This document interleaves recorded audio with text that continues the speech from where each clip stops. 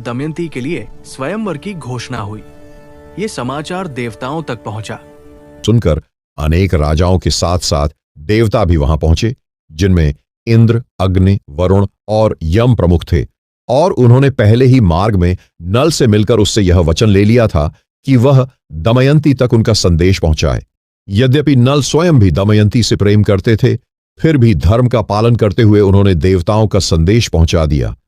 पर जब स्वयंवर का समय आया तो एक अद्भुत परिस्थिति उत्पन्न हो गई, क्योंकि उन देवताओं ने नल के समान ही रूप धारण कर लिया और सभा में 5-5 नल जैसे दिखाई देने लगे।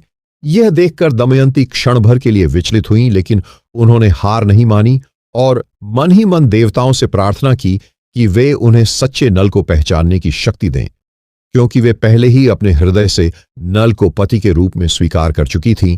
इसके बाद उन्होंने ध्यानपूर्वक सभी के स्वरूप को देखना शुरू किया और सूक्ष्म अंतर पहचानने लगीं। उन्होंने देखा कि देवताओं के चरण पृथ्वी को स्पर्श नहीं कर रहे थे।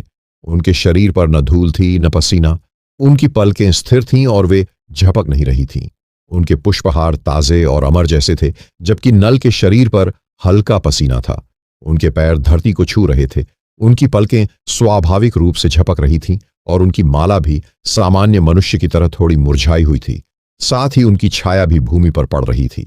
इन सभी लक्षणों से दमयंती ने तुरंत पहचान लिया कि वास्तविक नल कौन है और बिना किसी संकोच के उन्होंने उसी नल के गले में वरमाला डाल दी, जो एक सच्चे मनुष्य के रूप में उनके सामने खड़े थे।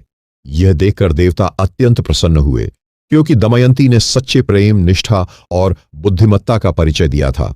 तब उन्होंने नल और दमयंती को आशीर्वाद दिया और इस प्रकार सच्चे प्रेम की विजय हुई, जहां बाहरी समानता भी दमयंती की अंतर्दृष्टि और अटूट विश्वास को भ्रमित नहीं कर पाई। प्रेम का दिव्य स्वयंवर में जहां सच्चे प्रेम ने देवताओं तक को झुका दिया था, वहीं उसी क्षण एक अदृश्य छाया भी जन्म ले चुकी थी।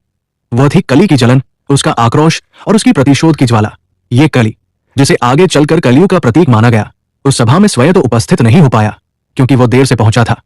पर जब उसे ज्ञात हुआ कि दमयंती ने देवताओं को त्याग कर एक मनुष्य अर्थात निषद के राजा महाराज नल को अपना पति चुना है, तब उसका क्रोध सीमा से परे हो गया। उसके भीतर अहंकार को चोट लगी। उसे ये अपमान असहनीय लगा कि देवताओं की उपस्थिति में भी एक साधारण मानव को वरीयता दी गई, और यही भाव उसके मन में विष बनकर फैल गया।